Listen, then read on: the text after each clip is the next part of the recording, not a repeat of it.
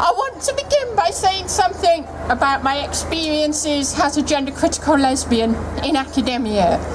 So, like many of you here, I stumbled into this debate naively believing that some characters must be a joke, right?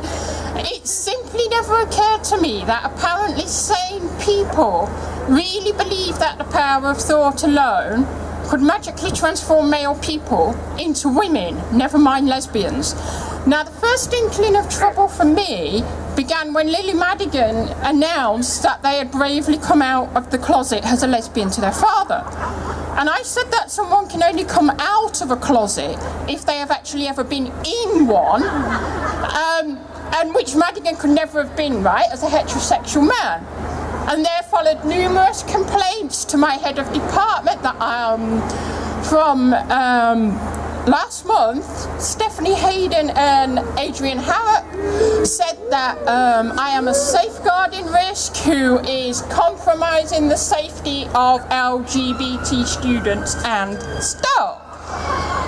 Because I publicly stated that Rachel McKinnon is a man. So now I am under investigation for deliberately misgendering Rachel McKinnon on the internet. Now, I can't say any more than that because my lawyer, an actual one and not a certain self-identified one, is handling the complaint. But I will publicly say this, right? A male person with convictions for assault and a doctor who has doxed and harassed women online surely constitute a much greater safeguarding risk than a lesbian who, because she's literally a lesbian, thinks that lesbians are same sex and not same gender attracted.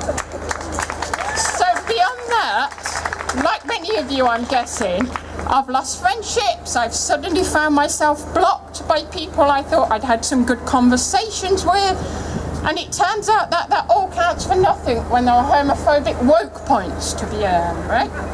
So this is the academic terrain that I'm navigating as the Grand Transphobe of York. In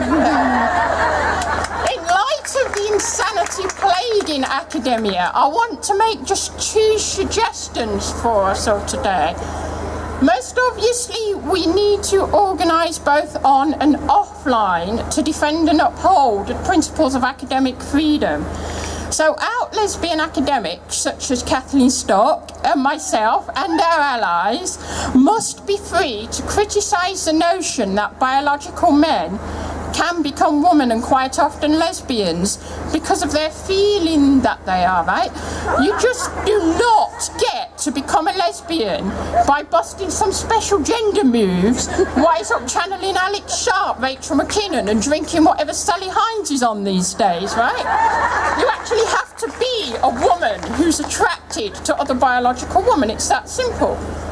And I find it quite astonishing that organisations such as Stonewall, who were once an inspirational beacon to lesbians, are now redefining lesbian to mean being attracted to the same gender.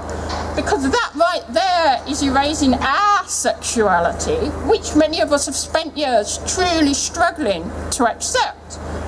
And because of this ridiculous definition, we've now got in academia the spectacle of privileged academics, usually heterosexual men, telling us who it is socially and philosophically acceptable to be attracted to and calling for us to be fired for transphobia if we dare to assert our sexuality.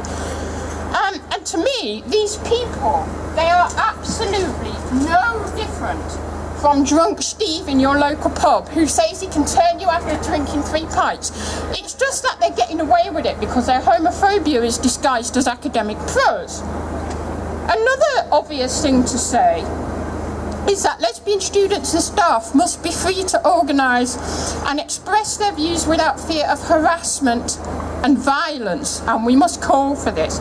Because most of you already know that Julie Bindel was physically threatened by Cathy Brennan, a trans woman, after leaving the University of Edinburgh event on women's sex-based rights back in June.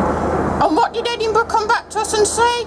Well, they refused to release the video of the event, at which I also spoke for 2 whole months. They embargoed us, right?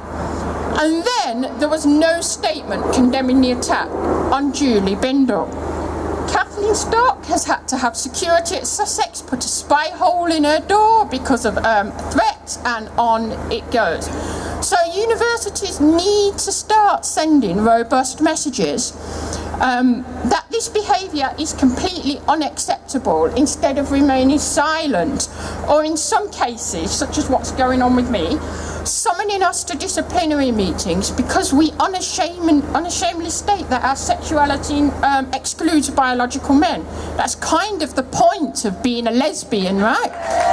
So, when you think about this, right, I'm an atheist, and if I walk into this Christian group demanding that they censor me and claiming that refusing to do so constitutes like atheism phobia, that's just absurd, right?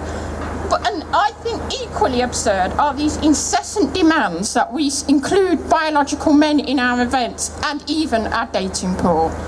So I want to end by calling for us to constructively capitalise upon the hard work of Julie Furlong here today, Lauren who spoke, and Susie, as well as the bravery of all of you attending today, because I know how difficult it has been for some of you to come out and march and be here.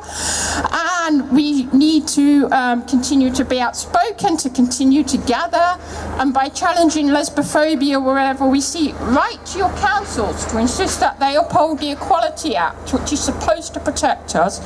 Write to LGBT organisations to remind them what being a lesbian means and demonstrate peacefully. So thank you everyone, thank you Magdalene, and let's show Lead at a party tonight.